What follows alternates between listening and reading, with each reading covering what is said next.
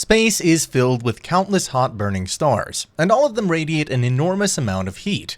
There are stars that are tens of thousands of times bigger than our sun, and yet space is really cold. Ever wonder why? There's only one star in our solar system, and it's the only source of our heat and light. However, our sun is quite far from us, 150 million kilometers to be precise. It's so far even the light from the sun takes about 8 minutes to reach us. And yet we can still feel the hot summer days like the sun is sitting right on top of our planet.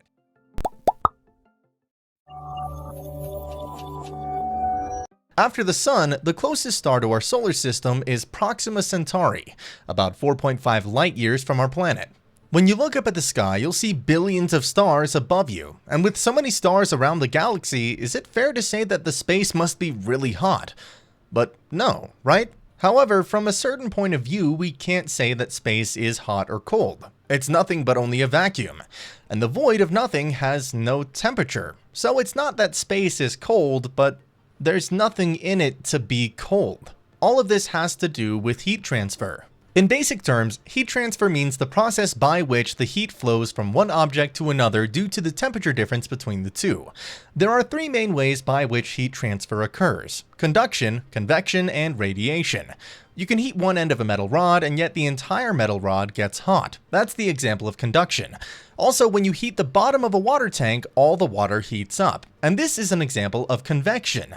Lastly, we all experience the heat from the sun when we walk out in summer days. Why is that? Radiation. When you sit in front of your desk with the light on, you'll feel warmer than the rest of the dark room. This is also because of radiation. Unlike conduction and convection, radiation doesn't need any medium to transfer heat through. Everything in space constantly radiates, and unless they're really close to any heat source, they will be cold. You might then ask, why is Earth still warm? Earth remains warm because of our atmosphere. Our atmosphere traps heat from the sun and keeps the planet warm. Something like you putting a blanket on a cold winter night. The same isn't true for the moon, as the Earth and moon are relatively close to the sun, but there's a huge temperature difference, simply because the moon doesn't have an atmosphere like Earth. Radiation is the primary cause of space being cold, but it also doesn't account for everything. Empty space does contain atoms, and sometimes it's even filled with thin gases. Far from the stars, the empty space is filled with gas, but why is space still cold? Especially when there are billions and billions of stars. There are two reasons for that. First of all, stars are really far away from each other. They may look all bundled up together in the night sky, but the stars you're seeing up there are billions of kilometers away from Earth, and a long way away from each other. Consider the Proxima Centauri. The closest star to our planet after the sun is about 4.3 light years away. To put this in perspective, if a car from Earth travels at 120 miles per hour, it will take 24 million years to get there. That's how far it is away from us. This is just an example. Stars in space are really far away from each other.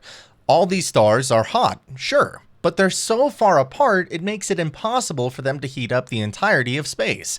Expecting stars to heat up the whole of space is like expecting your backyard fire to heat up the entire country. The second reason is the emptiness of space. Space is a vacuum, and when the rays of sun pass through it, there's nothing to heat up or store heat. However, if you were in space close to Earth, directly facing the sun, you'll heat up a few 200 degrees, as you're awfully close to a star. This is why if you are in far away deep space with no star close to you, your body will start losing heat, making you feel colder. Hey guys, really quick, if you did enjoy the video, drop a like down below, click that subscribe button. I know it doesn't seem like much, but it really does help the channel out. And hopefully see you guys in the next video.